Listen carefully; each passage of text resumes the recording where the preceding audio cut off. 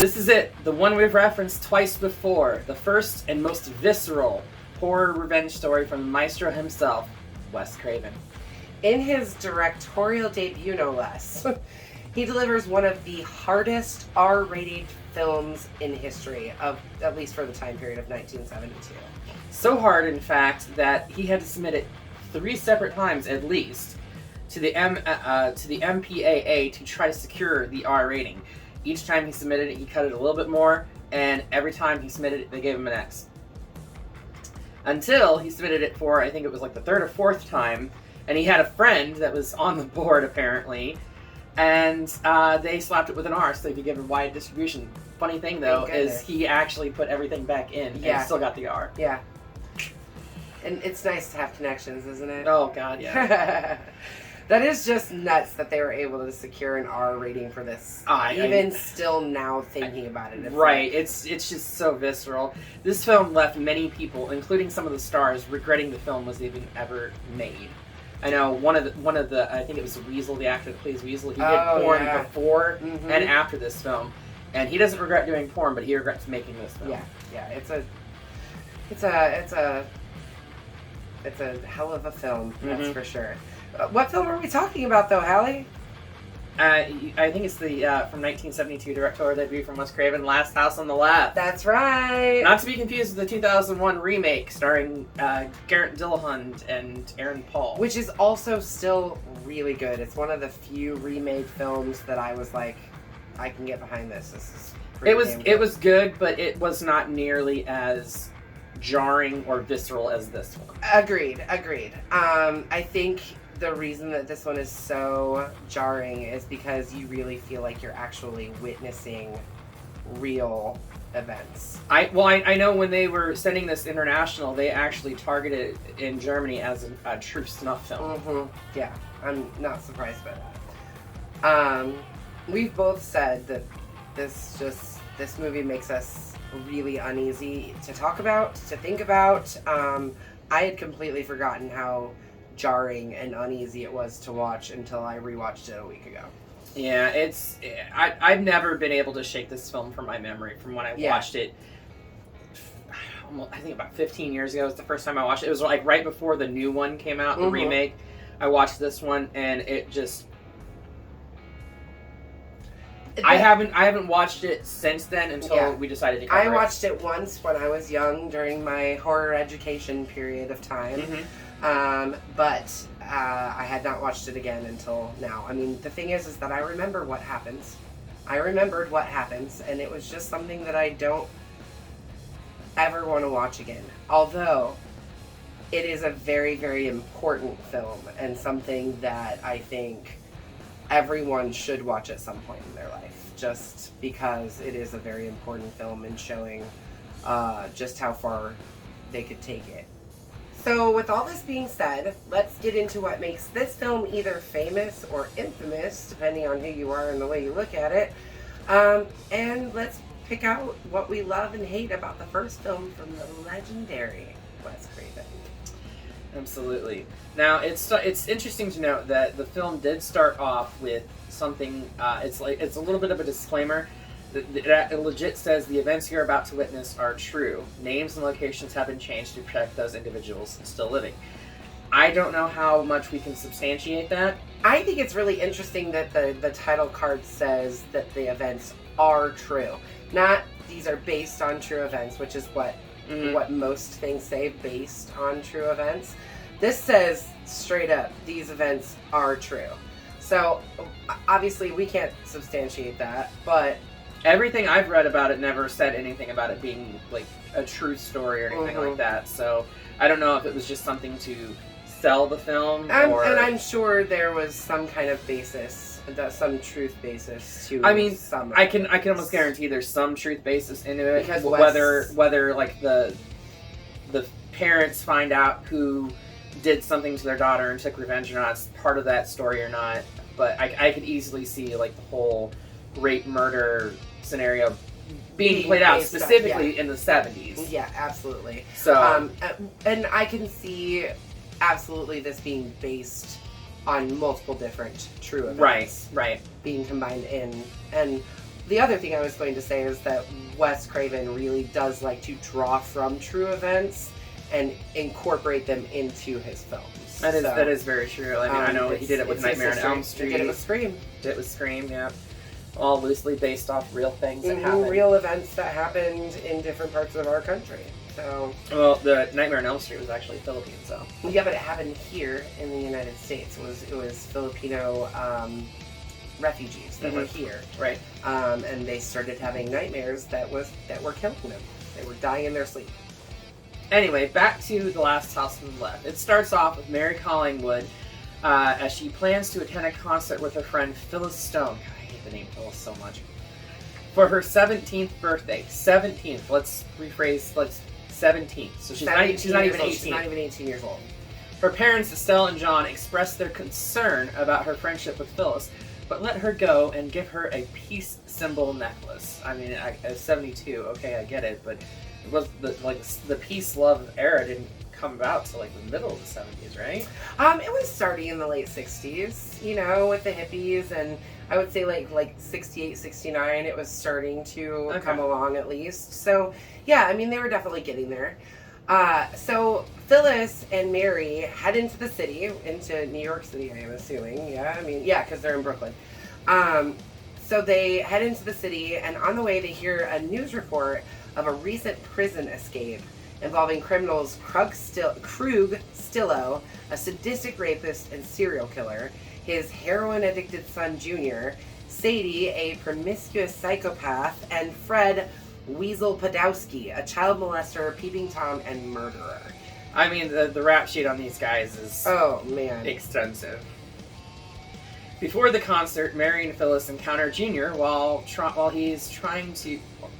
They try to buy weed from Junior. Right, they're trying to buy it. He says he doesn't have it, but then he remembers, oh wait, I have an ounce upstairs. He leads them to an apartment where they and not only that, like he offers to sell them an ounce for $20, and I'm sorry, but even back in 1972, no, there's no fucking way in hell. No way in hell that you were buying an ounce for $20. Anyways, 50 my little maybe. tidbit. 50 maybe. He leads them upstairs to an apartment where they're instantly trapped by all the criminals. Phyllis tries to escape and reason with them, but she fails and is sexually assaulted by the entire gang. Yeah. Meanwhile, Mary's unsuspecting parents prepare to surprise her with a party. For her birthday. That never happens. Yeah.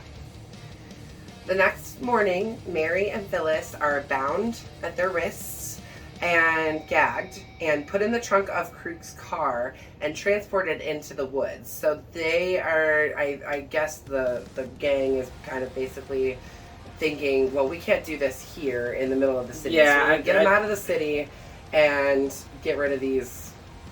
I think they know they're going to kill them. I mean, I think they knew from the very beginning that they were. I would be surprised if the thought of killing him hadn't crossed their minds. Yeah, no, I think they knew at that point that they were going to be killing these girls. But they're loaded up into the car, and the car breaks down. Yeah, and when they break down, they get the girls out of the back of the car, and Mary actually realizes that they're on the road to her house. Like her mailbox is right there. Yeah. So, Phyllis, poor Phyllis. They take the girls out into the woods, off of the road at least, and they force Phyllis to urinate in her pants. And then they force Mary and Phyllis to perform sex acts on each other. I want to say that there is a sexual assault scene in this, but really the first 40 minutes of the movie, at least, if not longer, is just a really long, drawn out. You can feel the tension dripping through the entire thing. It's just, it makes you feel palpable. sick. It makes you feel scared. It makes you feel like you feel for these women. But yeah, the amount of different little rape scenes throughout the entire film is enough to make you sick. I mean, it's beyond sickening. Yeah. Honestly, I don't know how they were able to film this. Yeah. To be quite frank. As we've said, the actors even themselves the vast majority of them have regretted doing this. Yeah. I think even Wes Craven regretted making it. But it was also an important film that I think people needed to see. And mind you, Wes Craven's not the only big name attached to this either. Sean S. Cunningham and Steve Miner, the two responsible for Friday the 13th, were also executive producers on this as well. Yeah. So I mean, this was but I think they all knew the importance of what this film could be. Mm-hmm. They knew that going into it, that if they told the story right, they were going to really shock and scare people. Oh, they did. They did. I think there was reports of people fainting, passing out, throwing up in movie theaters. I was just saying that I had seen like movie posters where it says, just keep telling yourself it's only a movie. It's only a movie. It's only a movie. Which, when you've got movie posters that are telling you that you have to like just remind yourself that it's not real, you got to know that you're working with some very sadistic stuff. And yeah, absolutely. Phyllis distracts the kidnappers to give Mary an opportunity to escape, but is chased by Sadie and Weasel while Junior stays behind to guard Mary. Mary tries gaining Junior's trust by giving him her necklace and calling him Willow. I never understood the Willow. Yeah, I don't know where she got that name from, but whatever. I mean, I guess it's better than shithead and all the other awful things that they call him. That is true. Poor that kid. Is very true. I mean, I don't feel bad for him, but I do kind of feel bad for him. He's addicted to drugs that his dad got him addicted to, and he's literally been used as a pawn by all of these sadistic people. So, you know, I think if there's anybody in the group that I do feel bad for, it is Junior. Yeah. And I think he does have some remorse for what he's doing as well. Well, obviously later with where he has the nightmare scenes. Yes. But so Phyllis stumbles across a cemetery where she is cornered and stabbed by Weasel. Which, can we just talk about what the hell Weasel is wearing on his feet? He's wearing open-toed sandals with his nice suit. Well, I'm more concerned about the fact that the cemetery was right next to a road. Yeah. And they corner her there and kill her. Stab her and kill her. Yeah. Next to the road. Yeah, where anybody could have seen them. I don't get that. I don't either. Mary convinces Junior to let her go, but her escape is then halted by Krug. Krug carves his name into Mary's chest. See, I don't think that I knew that that's what he was doing. I don't think I knew that either until I read about it later. Mm-hmm. Yeah. I mean, you see the knife, like, carving her chest. But I didn't realize that he was carving his name. No. And then he sexually assaults her. Mary then vomits, quietly says a prayer, and walks out into a nearby lake. Which, honestly, like, as she's walking, I'm like, oh, please just let her go. Let her go. She's been through too much. And then Krug shoots her multiple times. At least 3. Yes. But she doesn't die. Not there, at least. Yeah, but I think she drowns, doesn't she? I mean, well, her parents find her. Yeah. And she's still alive, but there's nothing that they can do. Yeah. After they change out of their bloody clothes, the gang goes to the Collinwoods residence. They don't know it's Mary's house. No, they don't, but why they would even do this, I mean, just fuck out of the area, but whatever. Masquerading as traveling salesmen, Mary's parents lets them stay overnight. The gang finds photos of Mary and realize it's her home. Yeah. So later, Junior is in the midst of a really bad heroin withdrawal. And Estelle, throughout the entire film, honestly. Really throughout the whole film. Estelle enters the bathroom to check on him and sees Mary's peace symbol necklace hanging around his neck.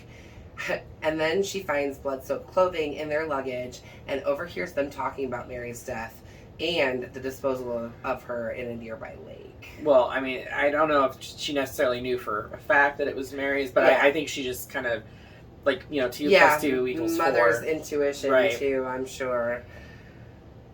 Estelle and her husband rush into the woods, where they find Mary's body and decide to take revenge. Estelle seduces Weasel and bites off his member and I don't know that she swallowed it. I thought she spat it out. I thought she spat it out too. And then leaves him to bleed out to death because we don't see him the rest of the film. We don't hear him or anything like that. We're to assume that dick wound killed him.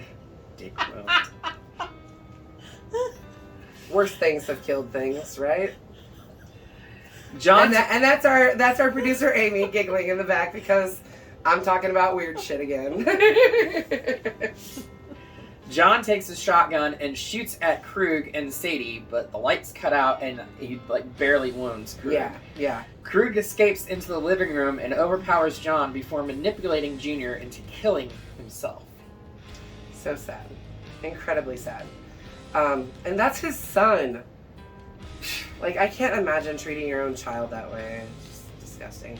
Krug attempts to flee, but after being cornered by a traumatized Sadie and a chainsaw-wielding John, is incapacitated by an electrocution booby trap. Which was just...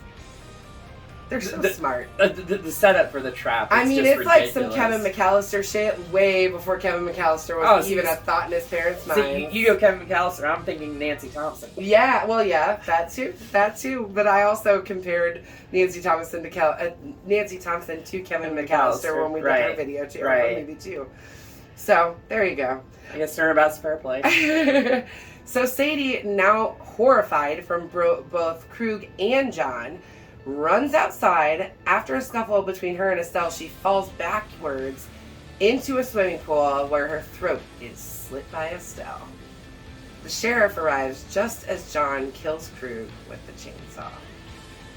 And that's pretty the end of the film. That's pretty much the end of the film. We don't know what happens to the parents if they face prosecution for murdering the gang that essentially raped and tortured and murdered their daughter or what. And their daughter's friend. And their daughter's friend, yeah. We don't know what happens to them. It's left wide open.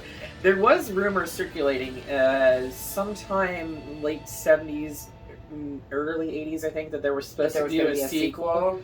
But it never materialized. Yeah, that makes sense. This movie is something that, I feel like it's something important for... It's culturally important for... I was going to say I feel like it's important for younger women to watch. Definitely. So that they can understand how easily shit like this can happen, for one. Yeah. And how not to get yourself caught up in something like that. Be smart, ladies. I implore you. Please be smart. And gentlemen. Be smart about the people that you're trying to buy drugs from. Be smart in general. Yes. Don't buy drugs.